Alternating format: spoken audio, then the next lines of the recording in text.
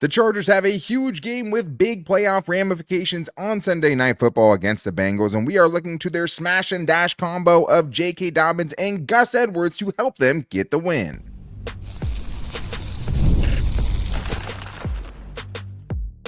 You are Locked On Chargers, your daily podcast on the Los Angeles Chargers. Part of the Locked On Podcast Network, your team every day. What is up, and welcome into the Locked On Chargers podcast. I'm your host, Daniel Wade, joined as always by my co-host, David Drogemeyer, and we've been covering the Chargers now for 9 seasons together, but this is our 7th year as the host of the Locked On Chargers podcast, bringing you your team every day. Thank you to the everydayers out there for making us your first listen. To make sure you never miss the show, go subscribe or follow for free on the Locked On Chargers YouTube channel and listen wherever you get your podcast from. David, what do we got today?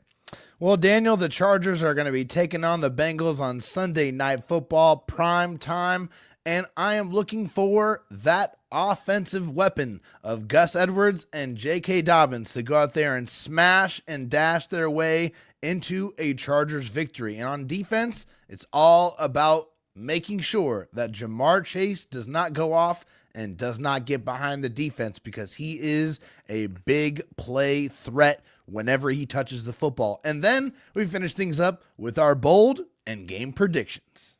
And the predictions get bolder and bolder every week, but I do need to tell you guys about FanDuel, because you can start the season with a big return on FanDuel. New customers can place a $5 bet and you'll get started with $150 in bonus bets. If you win your first $5 bet, visit FanDuel.com to get started. David, there's a few different places we could have started this one as far as how the Chargers can beat the Bengals. We've said all week, it does seem like a team that's better than their 4-6 record. Obviously, 2 of those losses to one of the best offenses we see in the NFL with the Ravens, and you look at their wins and none of them are impressive, right? It feels like the Chargers absolutely should win this game, yet when you look at it, it feels like it could be a close game, and it does feel like that Bengals offense is absolutely the most dangerous they're going to play this year.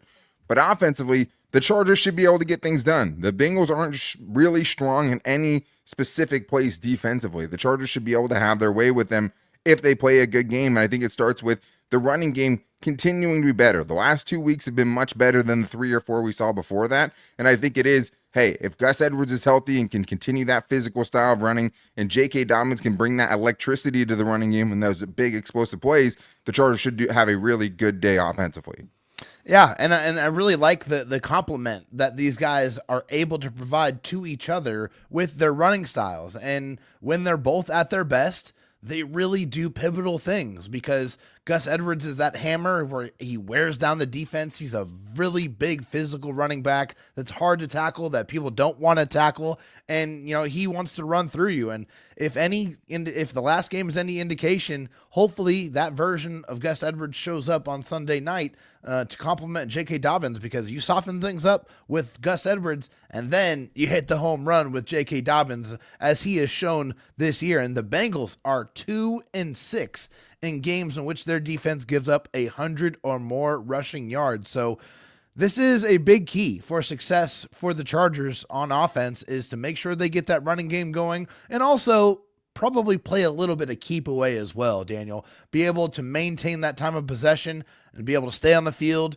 and stay ahead of the sticks and go score some touchdowns utilizing the running game. Yeah, and keeping Joe Burrow off the field at the same time, right? Bengals ranked 21st in run stop win rate per next gen stats. I think their stats against the run have been pretty mediocre.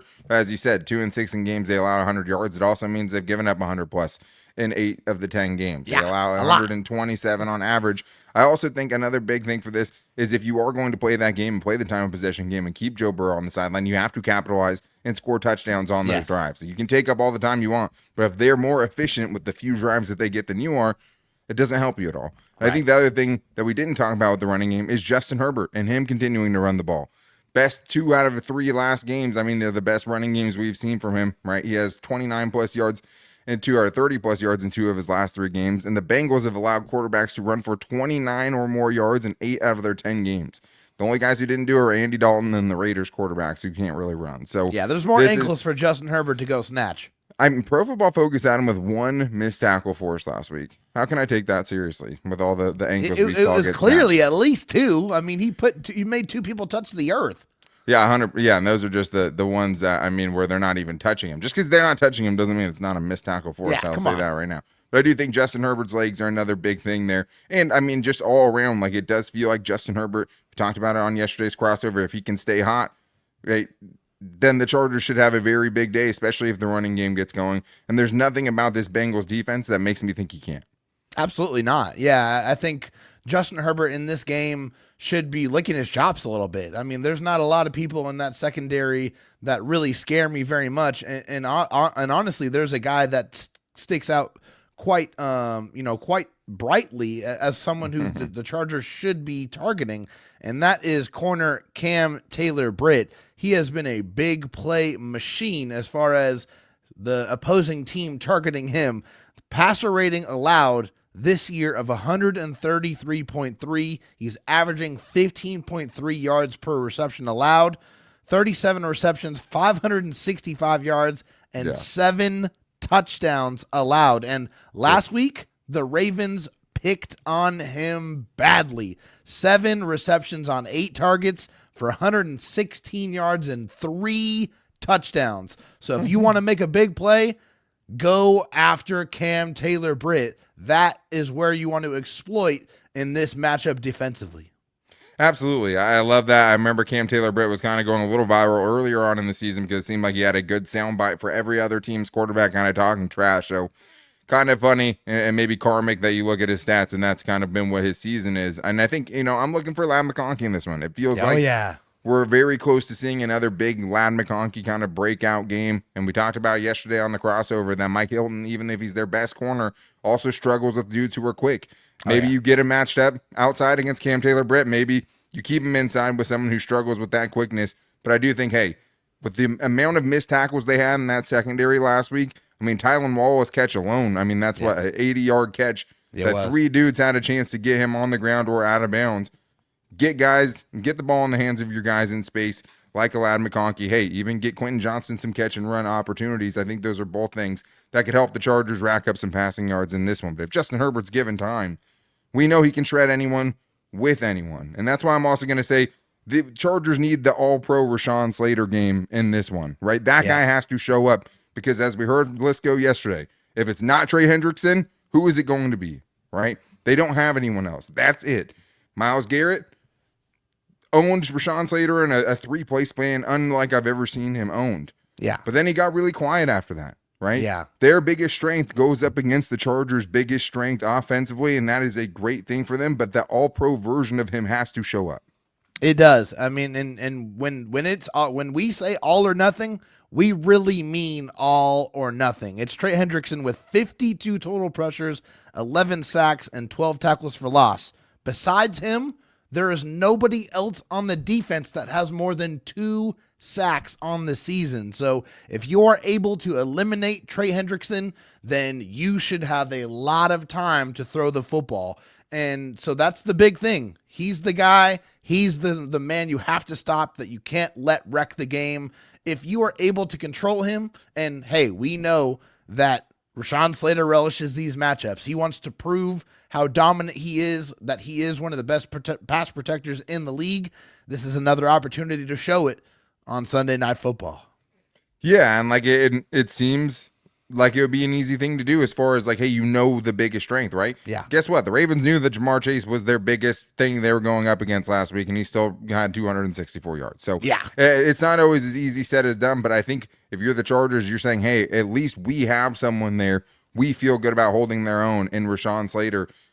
And if Justin Herbert has time, we haven't seen him be bad all season. If Rashawn Slater wins that matchup, it feels like Justin Herbert should have time.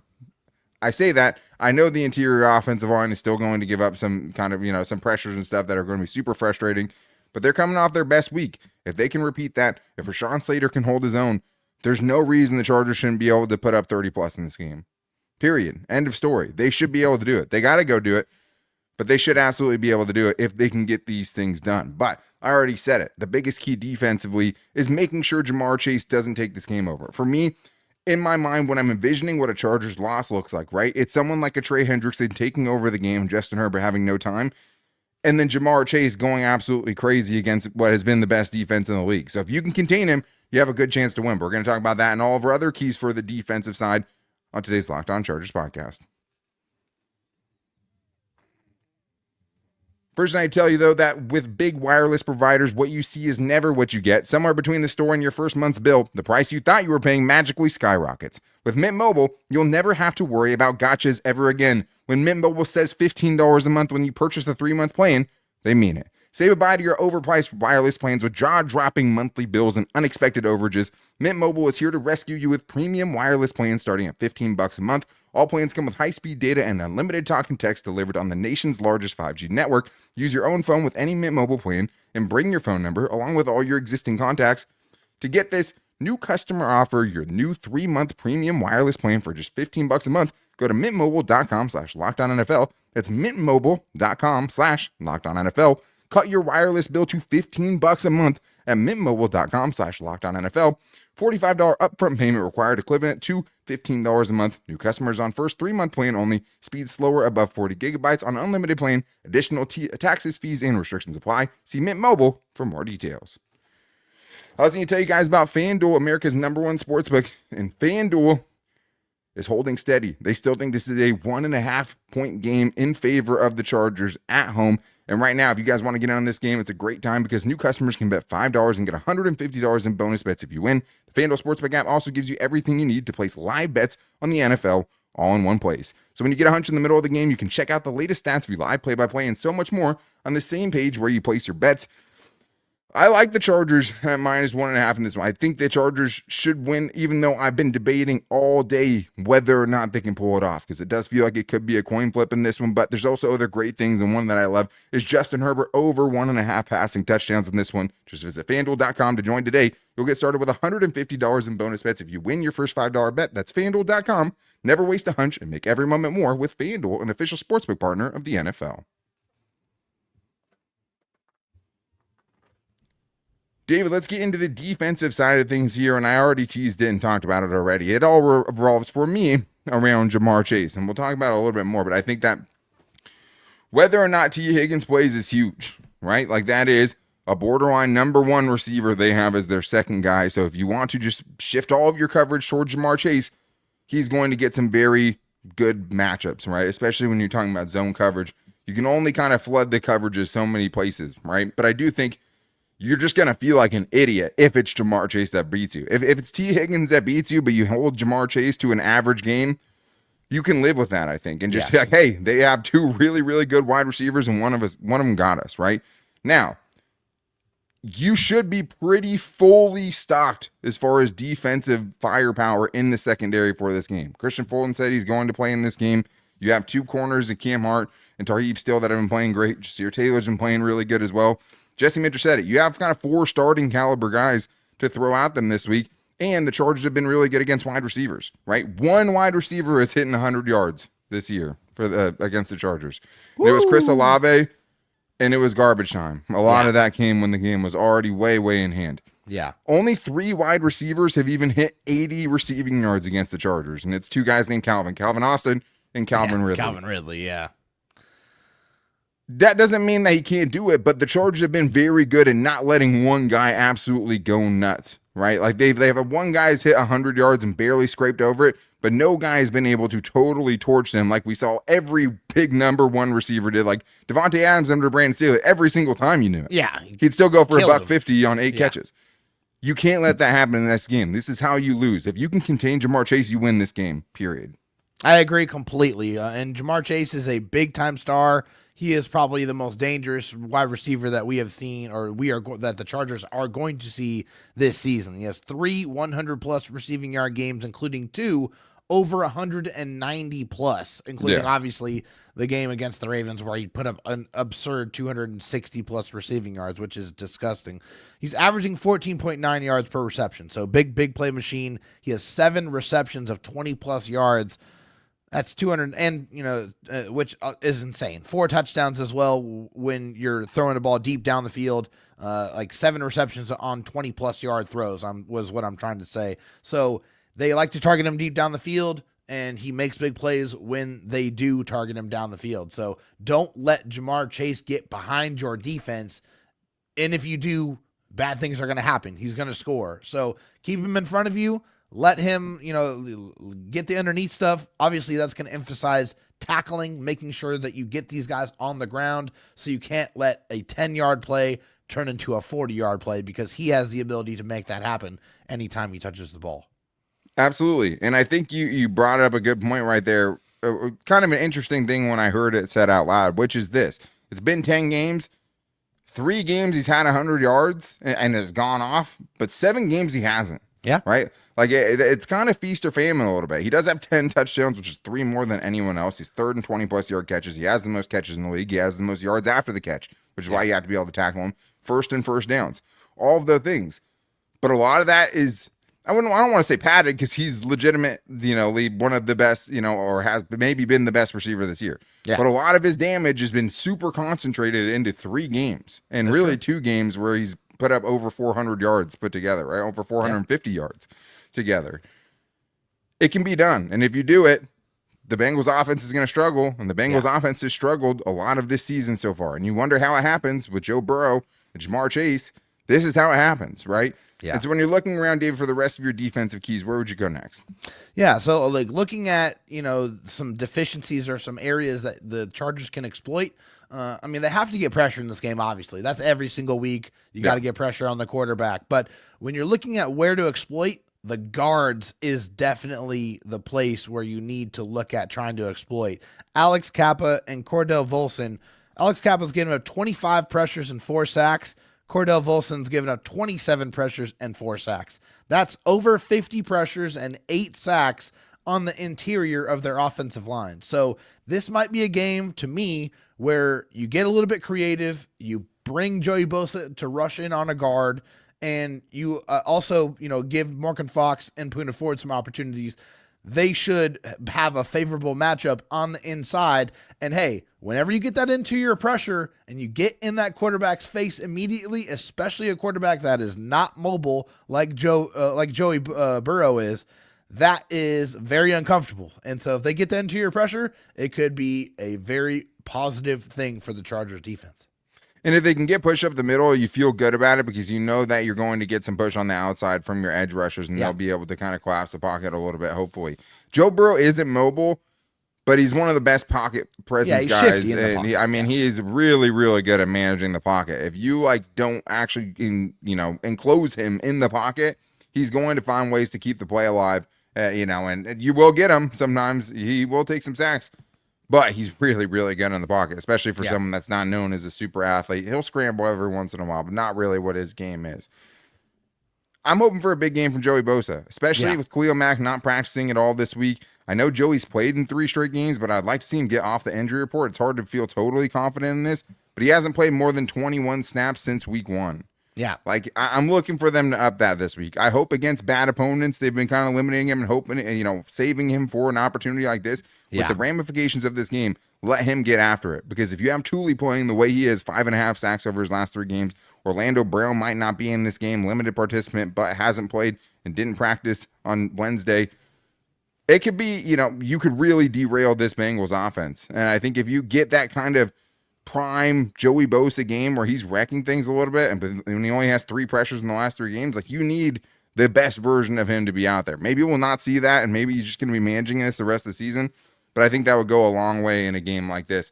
And I think kind of the main gist of everything today is kind of just make Joe Burrow do it by himself. Yeah. Right. And that includes the ground game as well. They've been really bad at running the football. They've had 60 rushing yards or less in 3 of their last 4 games. The one game they had more than that was against the Raiders in a big win. Yeah. Joe Burrow was awesome against the Ravens, right? Yeah. But so was Jameis Winston, right? He had the 400-yard game last week, but he failed to get over 250 yards in the 4 games previous to that. So it's that was a great game by him, but it's not like he's been lighting up as far as the stats go for a long time. There's a reason why they're 4-6 at this point. Chargers last week allowed for 6.0 yards per carry. More than that. You can't let that happen. It didn't cost you last week. The week before that, we saw some progress. You're going to have to do it with light boxes, but I think it's going to be a big time part of what wins this game. It really is for sure. I mean, you got to make sure that you continue to choke out their running game. The Chargers have done a very good job of doing that. Recently, not so much in the last game, but traditionally over the course of the season, they've done a good job of bottling up their running game and making, this offense as one-dimensional as they possibly can. That's what the Chargers need to do. Marry that pass rush with the coverage, and if they're able to do that, then they're going to have success in this game. Absolutely. And I think the thing is with Joe Burrow, you can't get upset because he's going to convert some third and longs. They're going to do some ridiculous things offensively. Yeah. Make them do it again and again and again and third and long. All the way down the field. And third and long and third and long because they can't get them all. And they haven't been. And that's the positions they've been stuck in. Keep them there. Choke out this running game. Suffocate them. And if you do that, you're going to have a great chance to win this game. But let's put our money where our mouths are, David, because we do need to get into our bold and our game predictions for this one and more on today's Locked On Chargers podcast. First, I need to tell you guys about Hillsdale College because history, economics, the great works of literature, the meaning of the U.S. Constitution. Did you study these things in school? Probably not, or even if you did, maybe it's time for a refresher. Time and technology have changed a lot of things, but they have not changed basic fundamental truths about the world and our place in it. Our sponsor, Hillsdale College, is offering more than 40 free, that's right, free online courses, including Constitution 101, the meaning and history of the Constitution, Introduction to Free Market Economics, The Great American Story, A Land of Hope, and the Rise and Fall of the Roman Republic. All of Hillsdale's courses are self-paced, and you can start whenever and tune in wherever. Plus, you can go deeper with readings, quizzes, discussions, or just enjoy the lectures. Go right now to hillsdale.edu/lockedon to enroll. There's no cost, and it's easy to get started. That's hillsdale.edu/lockedon to register. hillsdale.edu/lockedon. I also need to tell you guys about Game Time because Game Time is going to be where you want to go to get your tickets for this primetime matchup on Sunday Night Football. And Jim Harbaugh is calling for the fans to be there after they showed up really nicely last week against the Tennessee Titans at home. We want to see that in primetime. And you also hit the primetime picks with Game Time picks where you can get the best prices without having to go through thousands and thousands of tickets. I saw you can get into this game for $50 with all-in pricing toggled. That's it. Also, another super fun thing, UFC 309 is this weekend, and Game Time has general admission tickets to the Ultimate UFC 309 watch party at the Cosm this Saturday. Game Time is the only place to get the best deals on tickets. All you have to do, download the Game Time app, create an account, and use the code LOCKEDONNFL for $20 off your first purchase. Terms apply. But again, create an account, redeem the code LOCKEDONNFL for $20 off. Download Game Time today. What time is it? Game Time.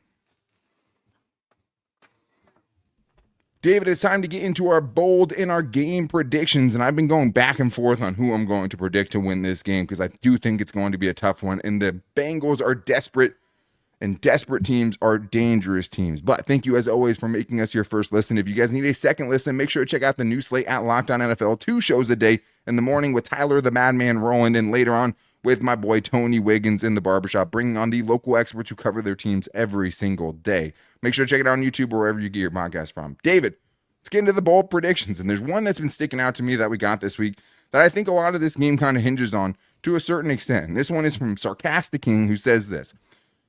Bold prediction, the Chargers lock the Bengals down and hold them to less than 20 points. So I'm going to make this 20 or less points because that's been what the Chargers have done all year long, right? One team has got them to 20. It was the Steelers. Justin Herbert got hurt. The offense totally went into a can. And then they ended up, wearing down the Chargers defense. Either way, they got 20 scored on them. If you told me right now the Chargers did that 100%, I think they win, right? Like, yeah. I would almost guarantee you a win if the Chargers, I will guarantee you, if the Chargers keep the Bengals to 20 points or less, they will win this game. But can they do it? Because this is the biggest test they face so far. Yeah, I mean, hey, you look at who the Bengals have played. They have been held under 20 points on 3 different occasions this season. However, they have scored 35 points in back-to-back games against the Raiders and the Ravens. So their offense is humming right now, and they're coming off of a pretty nice little mini bye after playing on Thursday Night Football. So they have extra rest going into this game. So it has been done, but they hasn't been done, recently, at least not in 3 games, so yeah, I think the Chargers obviously can do it. Their defense is very, very good, but this is going to be the real test here. Yeah, I mean, I think one way the Chargers could do, obviously, is just by getting that pass rushing going, and there is a chance that the Bengals offense does kind of self-implode in this one because it has happened. Now, they're going to be on their game and treat this like a playoff game like it is for them. But the defense has to come through, which is why I think Matt says this for his bold predictions. Joey Bosa gets 2.5 sacks, and Derwin James gets a sack plus his first interception of the season. David, is that something you could see getting done? Man, I'd love to see that. Joey Bosa has not had 2.5 sacks in a game since November 6th against the Jets of 2023.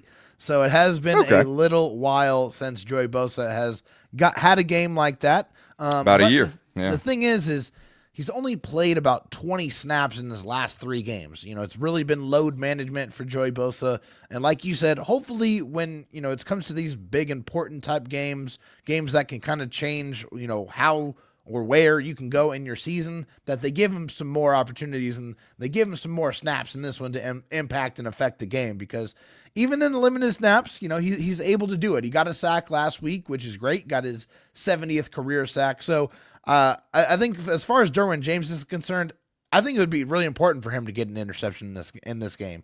Give your offense a short field, give them an opportunity to score. And for Derwin as well, it's just been a while since we've seen him snag an interception. So I think both of those things would be great for the defense.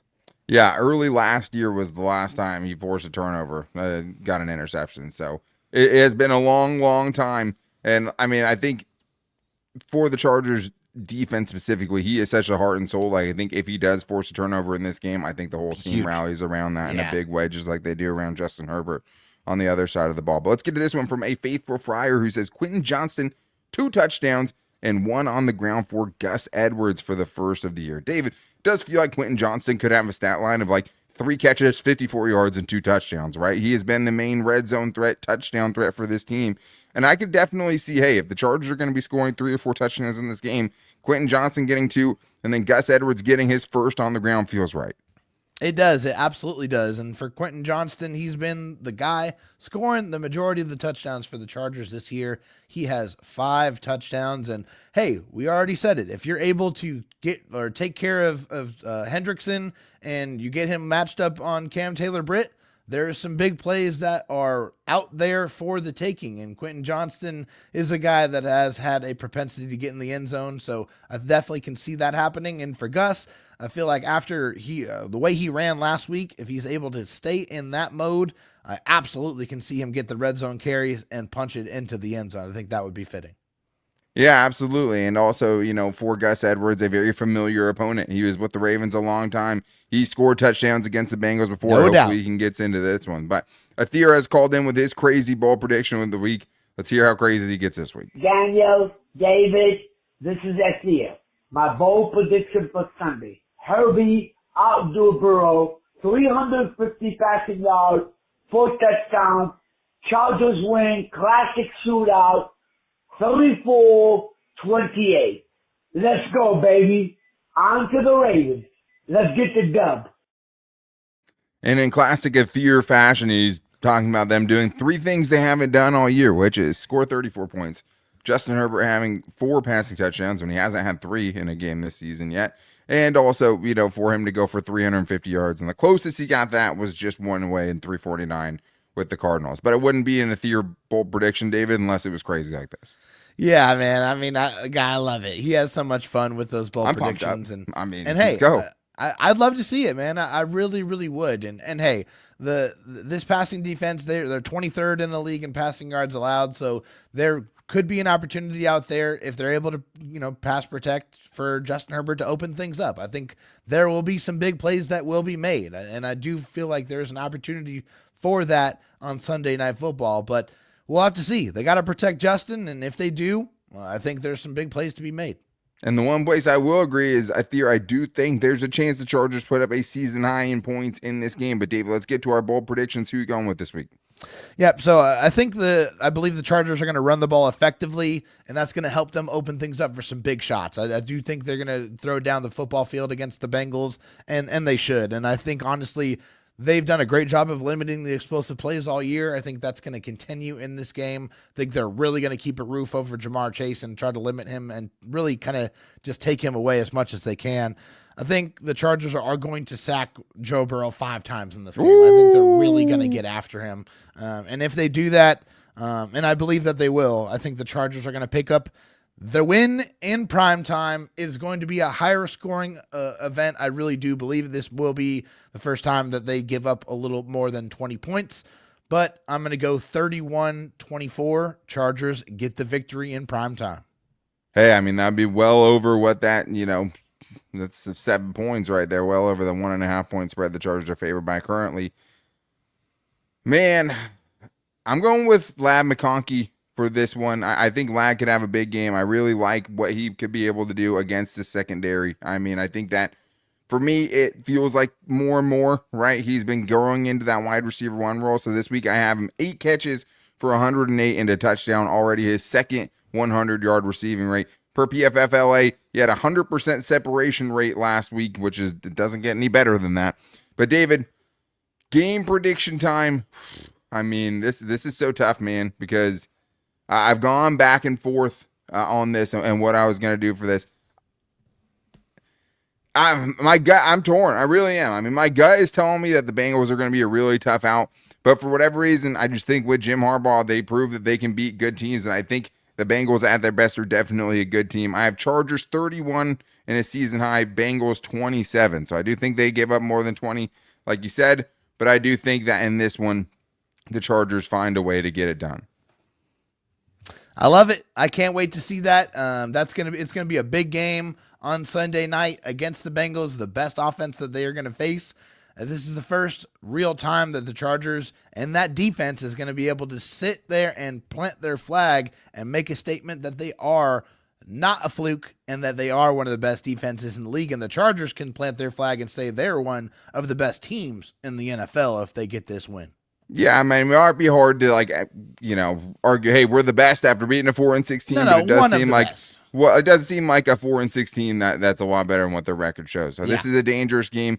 The Bengals have allowed 32 or more, over 32 points a game over their last 3. The Chargers have scored 26 or more in 3 straight. The Titans' defense is better than the Bengals' defense. No doubt. Period.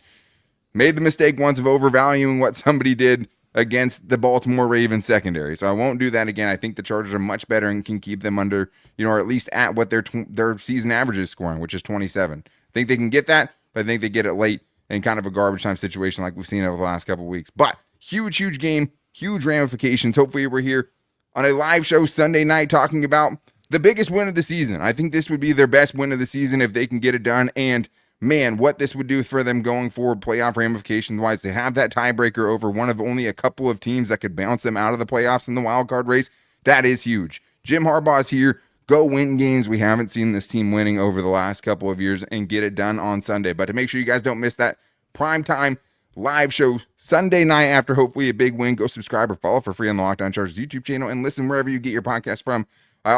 You can also find the show every day on our social media. You can find me on Twitter at Dan Talk Sports, David Drogmeyer at DroTalkSD, and the show's page at Locked On LAC. You can also find us on Instagram at Locked On Chargers and our Locked On Chargers Facebook page.